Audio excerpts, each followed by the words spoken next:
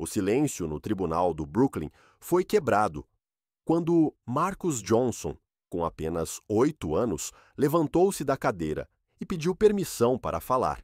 O garoto segurava uma pasta improvisada cheia de papéis e notas, seus olhos determinados contrastando com sua pequena estatura perante o tribunal imponente.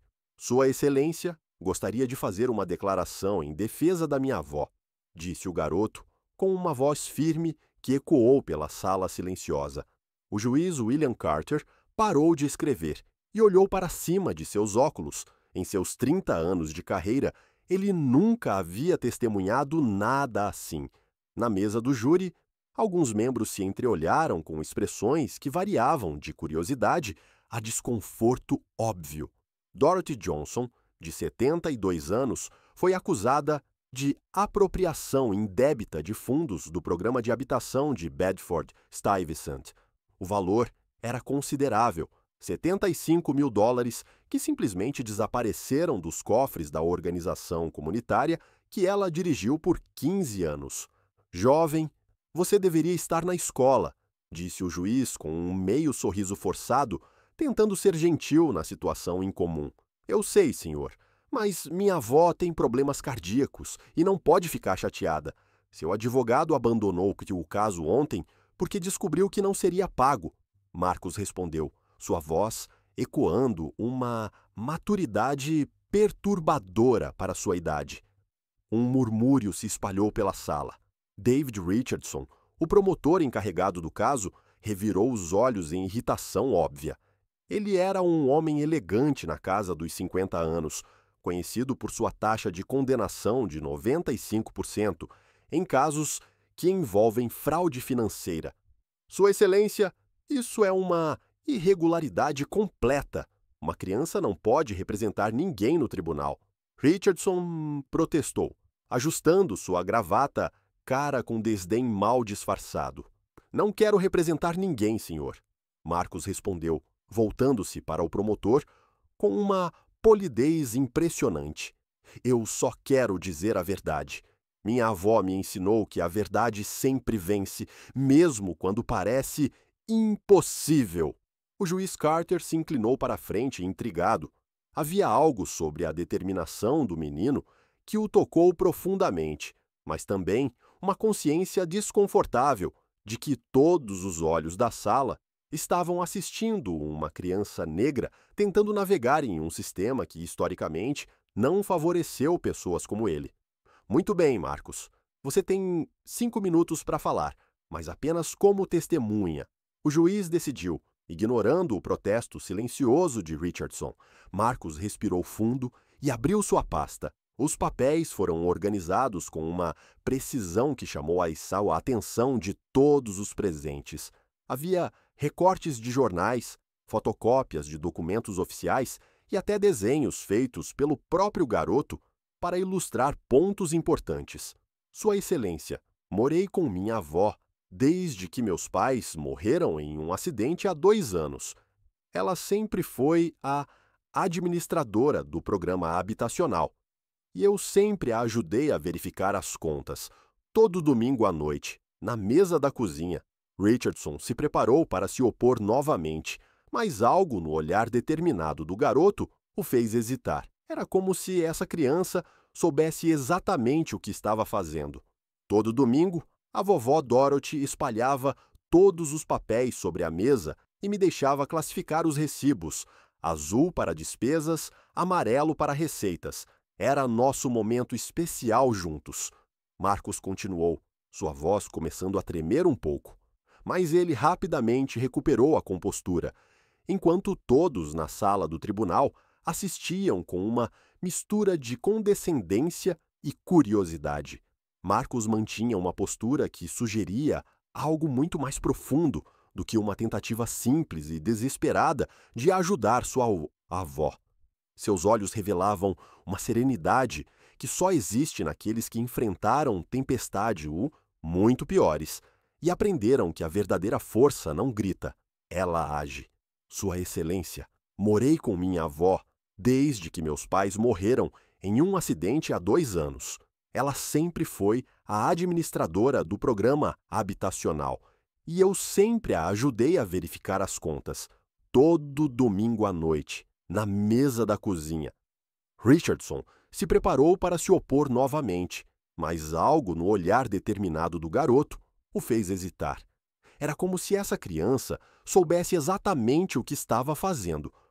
Todo domingo, a vovó Dorothy espalhava todos os papéis sobre a mesa e me deixava classificar os recibos: azul para despesas, amarelo para receitas. Era nosso momento especial juntos.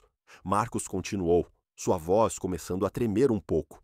Mas ele rapidamente recuperou a compostura, enquanto todos na sala do tribunal assistiam com uma mistura de condescendência e curiosidade. Marcos mantinha uma postura que sugeria algo muito mais profundo do que uma tentativa simples e desesperada de ajudar sua avó. Seus olhos revelavam uma serenidade que só existe naqueles que enfrentaram tempestades muito piores e aprenderam que a verdadeira força não grita, ela age. Se essa história de injustiça e determinação tocou seu coração, não se esqueça de se inscrever no canal para descobrir como um garoto de 8 anos transformou um tribunal cheio de preconceito no palco para a justiça mais inesperada que o Brooklyn já viu. Richardson não conseguiu esconder seu desprezo. Para ele, a cena era um desperdício patético de tempo. Uma criança negra tentando salvar uma velha corrupta com um teatro emocional barato. Em setembro, 3 semanas antes do dinheiro desaparecer, a vovó Dorothy notou que alguém estava mexendo em sua conta do programa habitacional sem autorização. Marcos continuou, mostrando um caderno escolar simples. Ela anotou tudo aqui. O promotor se levantou abruptamente. Sua Excelência, isso é ridículo. Estamos perdendo tempo com as fantasias de uma criança que foi claramente treinada pelo réu. Sr. Richardson, o senhor pode falar mais tarde se desejar. Marcos respondeu com uma polidez que surpreendeu alguns dos jurados. Minha avó sempre me ensinou a deixar as pessoas terminarem de falar. A verdade era mais complexa do que qualquer pessoa na sala imaginava. Dorothy Johnson dedicou 15 anos de sua vida ao programa habitacional, que ajudava as famílias de baixa renda a encontrar moradias decentes no Brooklyn. Ela trabalhou sem remuneração, impulsionada apenas pela convicção de que toda criança merecia um lar seguro. 2 anos antes, quando Marcos perdeu seus pais em um acidente de carro, Dorothy não hesitou em assumir a custódia de seu neto. O garoto chegou traumatizado, culpando-se pela morte de seus pais. Eles estavam voltando da apresentação da escola quando foram atingidos por um motorista embriagado. Durante meses, Marcos se recusou a falar. Dorothy passou noites inteiras sentada à sua cama, lendo casos judiciais em voz alta e documentos legais que ela trouxe para casa de seu trabalho voluntário, ajudando os vizinhos com questões burocráticas. Meu neto, ela diria, o conhecimento é a única coisa que ninguém pode tirar de nós. Quando você sabe como o mundo funciona, você nunca mais se sentirá pequeno diante de ninguém. Marcos ficou interessado nos papéis, fazendo perguntas sobre termos e procedimentos legais. Dorothy descobriu que o garoto tinha uma memória impressionante e uma capacidade natural de entender a lógica legal que surpreendeu até os advogados que ela conhecia. Sua Excelência, posso mostrar o que encontramos? Logos. Marcos perguntou, retornando ao presente. Richardson bufou alto o suficiente para todos ouvirem. Sua Excelência, este é um circo. Que credibilidade uma criança pode ter em questões financeiras complexas? Muito mais do que o senhor pensa, Marcos respondeu, olhando diretamente para o promotor, especialmente quando aquela criança aprendeu a ler documentos legais aos 6 anos de idade, porque era a única maneira de se conectar com a avó depois de perder os pais. Um silêncio constrangedor preencheu a sala.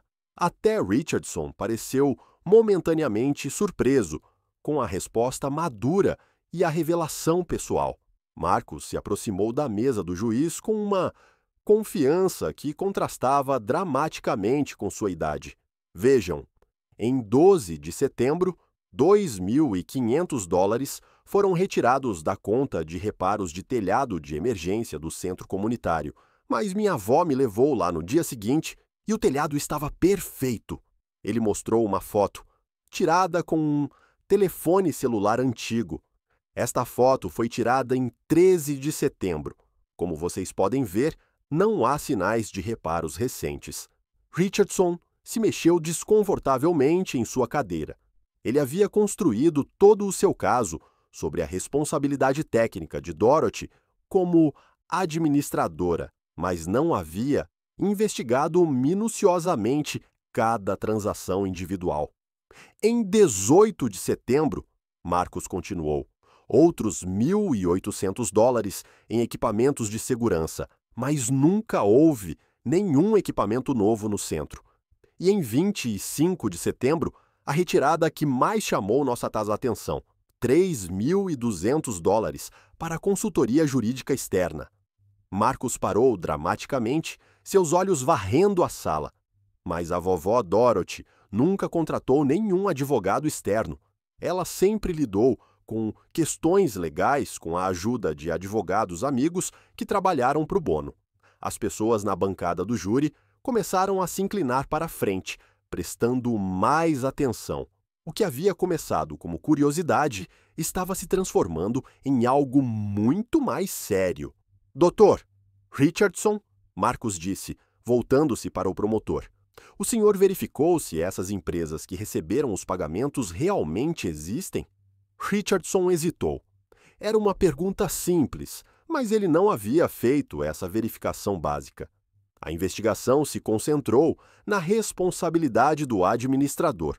Ele respondeu defensivamente. Entendo, Marcos disse, com uma maturidade que era perturbadora. E então o senhor assumiu que a vovó Dorothy era culpada, sem investigar quem realmente roubou o dinheiro? Cada nova pergunta de Marcos revelava lacunas gritantes na investigação de Richardson. O promotor estava começando a perceber que havia subestimado completamente a situação, construindo E há algo estranho nessas transações. Marcos continuou, puxando outro envelope da pasta. Todas foram assinadas pela vovó Dorothy, mas ela nunca assinou nenhuma dessas. Marcos mostrou várias folhas, comparando assinaturas. Aprendi sobre análise de caligrafia na biblioteca pública. Até uma criança como eu pode ver que são diferentes. Vejam, a assinatura real da vovó tem traços mais suaves e estas são feitas com pressão muito forte. Richardson revirou os olhos dramaticamente. Agora, vamos aceitar a análise de caligrafia feita por uma criança? Isso é absolutamente ridículo. Dr. Richardson, Marcos respondeu com uma polidez impressionante. O senhor tem alguma análise de caligrafia profissional para provar que essas assinaturas são genuínas? O promotor hesitou. Esta foi outra verificação básica que ele não havia feito. A investigação se concentrou nos aspectos mais relevantes do caso. Entendo, Marcos disse. Então o senhor não tem provas de que a vovó Dorothy realmente assinou esses documentos. Enquanto Richardson lutava para formular uma resposta, Marcos continuou com uma confiança que deixou todos atordoados. Nos últimos 2 meses, desde que soube das acusações, o garoto transformou suas noites em sessões intensivas de estudo. A verdade era que Marcos não estava fazendo isso sozinho. A senhora Patrícia Williams, bibliotecária aposentada e ex-paralegal, havia se tornado sua mentora secreta. Patrícia trabalhou por 30 anos em escritórios de advocacia e imediatamente reconheceu o potencial do garoto quando ele apareceu na biblioteca pedindo livros sobre procedimento legal.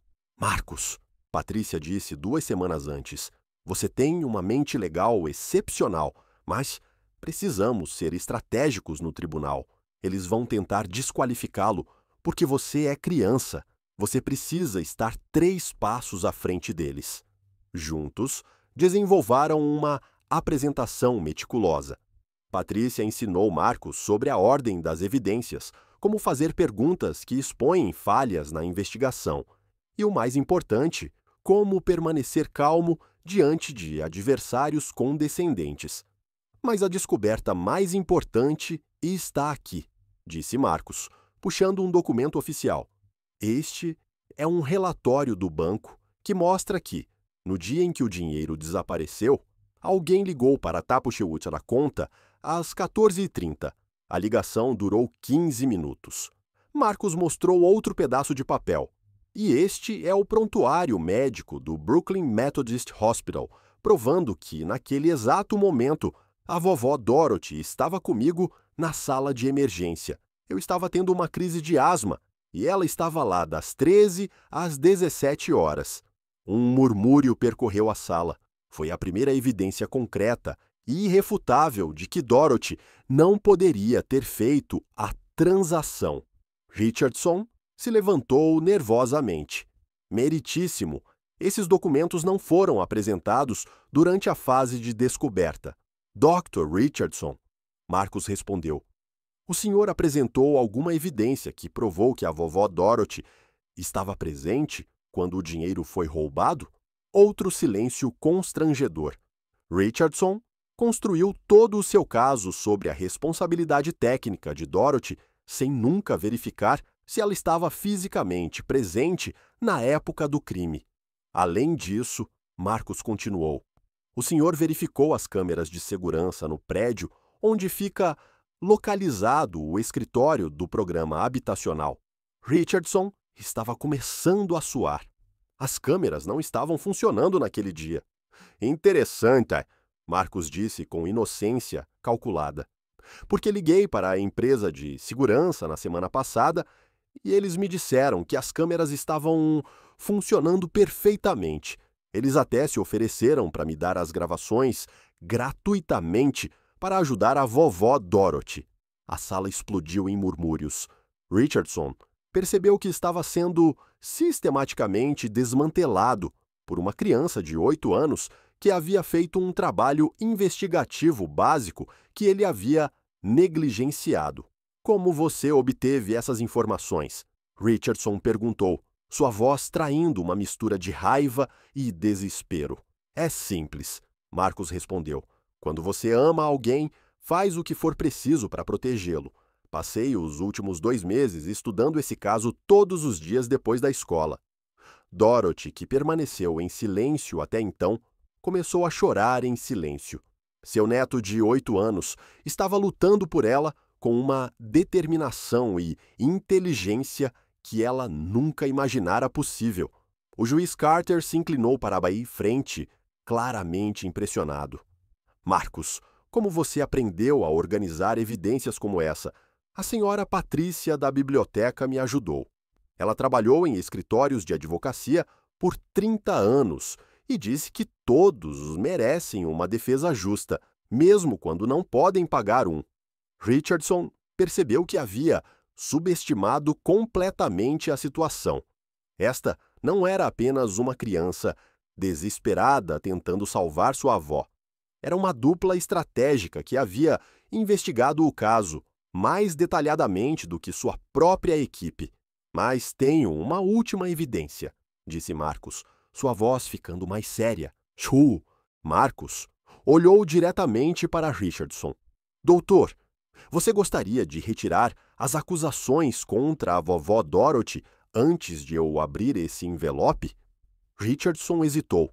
Ele havia construído sua carreira sob a convicção de que estava sempre certo, mas agora enfrentava a possibilidade de ter acusado uma mulher inocente com base no preconceito e na investigação negligente. Por um momento, enquanto Marcos segurava o envelope selado em suas pequenas mãos, todos na sala do tribunal sentiram que estavam prestes a testemunhar algo extraordinário.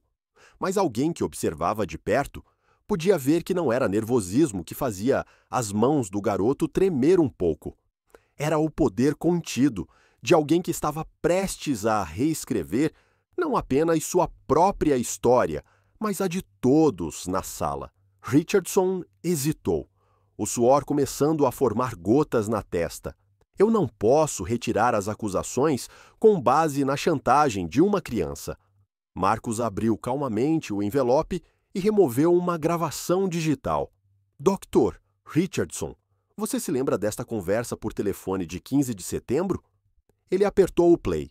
A voz inconfundível de Richardson ecoou pelo tribunal. Tony, preciso que você acelere esse caso com a velha do bem-estar. Não importa se ela é culpada ou não, minha taxa de condenação não pode cair antes da eleição para procurador-geral. Um silêncio ensurdecedor caiu sobre o tribunal. A voz de outro homem respondeu na gravação. Rick, tem certeza? E se eles descobrirem que não investigamos corretamente, quem vai descobrir? É uma pobre velha negra contra mim. O júri já foi decidido antes mesmo de entrar na sala. Os rostos do júri se contorceram em expressões de choque e repulsa. Richardson ficou pálido, percebendo que sua carreira acabara de ser destruída publicamente. Isso é inadmissível! Richardson gritou, levantando-se abruptamente. Essa gravação foi obtida ilegalmente. Na verdade, Marcus disse com calma impressionante, foi obtida legalmente. A senhora Patrícia me ensinou sobre as leis de gravação. Essa conversa ocorreu no telefone do escritório público, que tem avisos claros sobre a gravação para fins de transparência. O juiz Carter ficou visivelmente abalado. Em suas 3 décadas no banco, ele nunca testemunhara uma exposição de má conduta processual. Marcus continuou. Doutor Richardson, você também se lembra dessa mensagem que enviou a Tony 3 dias depois? Ele mostrou uma impressão de texto. A investigação precisa se concentrar apenas na responsabilidade da administradora. Não quero detetives desperdiçando tempo verificando empresas ou assinaturas. Caso fechado em 2 semanas no máximo. Murmúrios indignados ondularam pelo tribunal. Os jurados se entreolhavam com expressões de nojo. A conduta de Richardson não foi apenas negligente, foi deliberadamente corrupta. Mas a evidência mais importante, disse Marcus, está neste documento. Ele mostrou um extrato bancário. Esta é a conta pessoal do Dr. Richardson. Em 2 de outubro, 3 dias depois que a vovó Dorothy foi acusada, ele recebeu um depósito de $25 mil de uma empresa fantasma. Richardson tentou falar, mas sua voz saiu como um sussurro desesperado. Richardson tentou falar, mas sua voz saiu como um sussurro desesperado. Essa é a mesma empresa que recebeu alguns dos pagamentos fraudulentos do programa habitacional. Marcus acrescentou. Você não estava apenas negligenciando a investigação, doutor. Você estava protegendo seus cúmplices. A sala do tribunal explodiu em murmúrios. Richardson caiu em sua própria armadilha. Ele não apenas acusou uma mulher inocente, mas estava diretamente envolvido no esquema de corrupção. A senhora Patrícia me ensinou algo importante, disse Marcus, olhando diretamente para Richardson. Ela disse que pessoas como você sempre cometem o mesmo erro. Vocês acham que podem pisar naqueles que consideram mais fracos sem consequências. Dorothy, que permaneceu em silêncio ao longo da apresentação, levantou-se lentamente. Dr. Richardson, por 15 anos dediquei minha vida ao Baza a ajudar famílias a encontrar moradias decentes. Você tentou destruir isso por dinheiro e ambição política. Richardson baixou a cabeça completamente derrotado. Sua reputação, carreira e futuro político foram obliterados por uma criança de 8 anos. Ele havia subestimado completamente Marcus. O juiz Carter disse, com a voz tremendo de emoção, nos meus 30 anos no banco, nunca vi uma apresentação de evidências tão completa quanto a sua. Obrigado, Sua Honra, mas eu só queria limpar o nome da vovó Dorothy e garantir que a verdadeira justiça fosse servida. O juiz virou-se para o promotor. Sr. Richardson, além de retirar as acusações contra Dorothy Johnson imediatamente, estou ordenando que este caso seja encaminhado para investigação de má conduta e corrupção do Ministério Público. Richardson tentou se levantar para protestar, mas cambaleou. Richardson tentou se levantar para protestar, mas cambaleou. Sua arrogância se transformou em pânico quando percebeu que não apenas perderia o caso, mas enfrentaria uma investigação criminal. Marcus disse: "Sua honra, quero que todos saibam que não fiz isso por vingança. Eu fiz isso pelo amor da vovó Dorothy. E porque toda criança merece ver que a justiça é possível, mesmo quando parece impossível." O tribunal explodiu em aplausos espontâneos. Vários jurados tinham lágrimas nos olhos, não apenas pela inocência comprovada de Dorothy, mas pela poderosa demonstração de que a inteligência e a determinação podem superar privilégios e corrupção.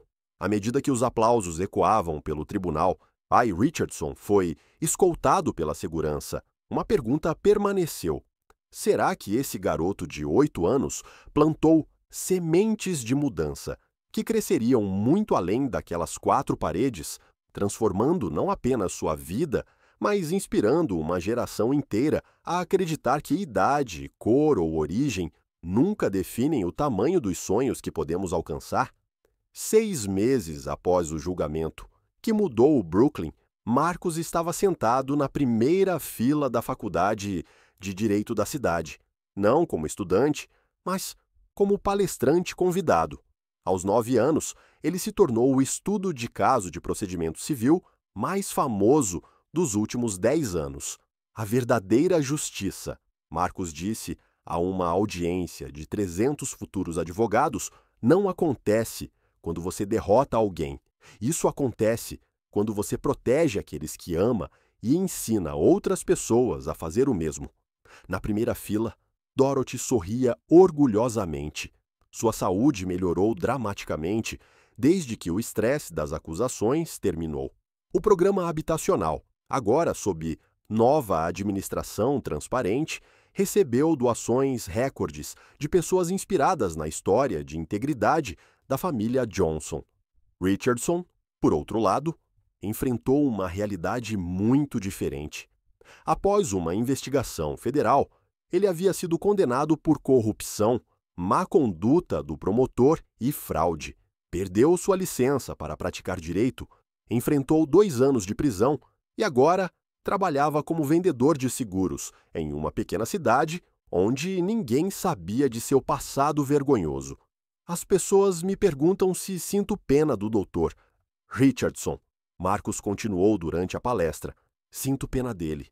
Pena por alguém que tinha tanto privilégio e decidiu usá-lo para machucar pessoas inocentes. A senhora Patrícia, agora oficialmente mentora de Marcus por meio de um programa universitário, estava na plateia. Juntos, eles haviam criado um projeto que ensinou crianças de comunidades carentes sobre seus direitos legais básicos. O projeto Marcus agora estava operando em 25 escolas públicas do Brooklyn, ensinando centenas de crianças que tinham voz e poder. Marcus nos ensinou algo fundamental, disse o reitor da faculdade durante a apresentação. Conhecimento sem caráter é perigoso, mas caráter com conhecimento pode mudar o mundo. A vida de Marcus foi completamente transformada.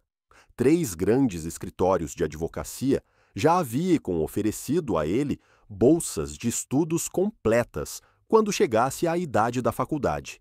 A mídia nacional cobriu sua história, mas Dorothy sempre protegeu seu neto dos holofotes excessivos, garantindo que ele permanecesse uma criança normal. O caso inspirou mudanças legislativas significativas. Um projeto de lei conhecido como Lei de Marcus foi aprovado no estado de Nova York, exigindo que os promotores apresentassem evidências concretas da presença física do réu no momento do crime em casos de roubo Outros estados começaram a considerar legislação semelhante. No final da palestra, um aluno levantou a mão. Marcos, você vai ser advogado quando crescer? Ainda não sei, ele respondeu com a mesma honestidade que sempre demonstrou. Mas eu sei que quero continuar ajudando as pessoas a entender que têm mais poder do que imaginam. Dorothy, agora reconhecida como Cidadã do Ano no Brooklyn, usou sua nova plataforma para defender reformas no sistema de assistência social. Ela foi convidada a ingressar num conselho da cidade que supervisionava os programas sociais, garantindo transparência e eficiência. Meu neto me ensinou que nossa idade não define nossa sabedoria, disse ela em entrevistas na televisão nacional. E nossa cor não define nossa capacidade. Às vezes, a justiça precisa ser lembrada de seus próprios princípios. Richardson tentou várias vezes entrar em contato com Dorothy para pedir desculpas pessoalmente, até enviando cartas da prisão. Ela recusou todo o contato, mas não por rancor. Ela simplesmente passou para coisas maiores e mais importantes. Algumas feridas, ela disse a Marcos durante uma conversa, não precisam de perdão para seguirmos em frente. Eles precisam de justiça, e nós tivemos justiça. No tribunal onde tudo aconteceu, o juiz Carter havia emoldurado a foto do dia do julgamento e a mantinha em sua mesa como um lembrete de que a verdadeira justiça pode vir dos lugares mais inesperados. Ele se tornou mais rigoroso em sua revisão das evidências apresentadas pelos promotores, sempre citando o caso Johnson como um exemplo do devido processo. Marcos permaneceu uma criança normal, jogando basquete na escola, assistindo desenhos animados aos domingos e aprontando travessuras típicas de qualquer criança de 9 anos. Mas ele levou consigo uma sabedoria sobre justiça e determinação que impressionaram adultos em todo o país. A comunidade Bedford-Stuyvesant havia sido transformada. O programa habitacional agora servia como modelo nacional. E Dorothy foi convidada a consultar em outras cidades. Marcos costumava acompanhá-la, sempre carregando seu fichário organizado, agora famoso entre advogados e estudantes de direito. Durante uma dessas viagens, um repórter perguntou a Marcos qual era a sua maior lição do caso. Aprendi que quando você está certo e não desiste, o sistema pode ser justo, mas você deve estar preparado para provar que está certo. A senhora Patrícia, assistindo Marcos responder perguntas com maturidade, mais tarde comentou: esse garoto não apenas salvou sua avó, ele restaurou minha fé de que a próxima geração pode consertar o que nossa geração quebrou. A história havia estabelecido um precedente que outros casos seguiram. Os advogados começaram a citar o precedente Johnson em casos envolvendo má conduta processual, e as faculdades de direito incluíram o caso em seus currículos de ética profissional. A diferença entre ser uma vítima e ser vencedora, Marcos sempre dizia, quando perguntado sobre seu segredo, não é o que acontece com você, mas o que você decide fazer a seguir. A vovó Dorothy me ensinou que o conhecimento é poder, mas o amor é coragem. Richardson tentou destruir uma família inocente, mas acabou destruindo apenas a si mesmo, enquanto Marcos e Dorothy surgiram mais fortes, inspirando uma geração inteira de crianças a acreditar que suas vozes são importantes. A história da família Johnson provou que a idade não define a habilidade, a cor não limita o potencial e que, quando o amor encontra o conhecimento, os milagres podem acontecer, mesmo nos lugares mais improváveis. Marcos plantou sementes de mudança que cresceriam muito além daquele tribunal, transformando não apenas sua vida, mas inspirando uma geração inteira a acreditar que a justiça é possível. Se essa história de justiça e superação das adversidades tocou seu coração, inscreva-se no canal, para descobrir mais histórias reais que provam que a melhor vingança não está em destruir aqueles que o machucaram, mas em construir algo tão grande que eles nunca poderiam imaginar. E você? Você já teve que lutar por alguém que ama contra um sistema que parecia impossível de vencer? Deixe sua própria história de determinação nos comentários, porque, como Marcos nos ensinou, toda criança e todo adulto tem mais poder do que percebe quando decide que vale a pena lutar. Às vezes, a verdadeira revolução não acontece com gritos ou violência, mas com um garoto de 8 anos, uma pasta organizada e a crença inabalável de que a verdade e o amor sempre vencem no final.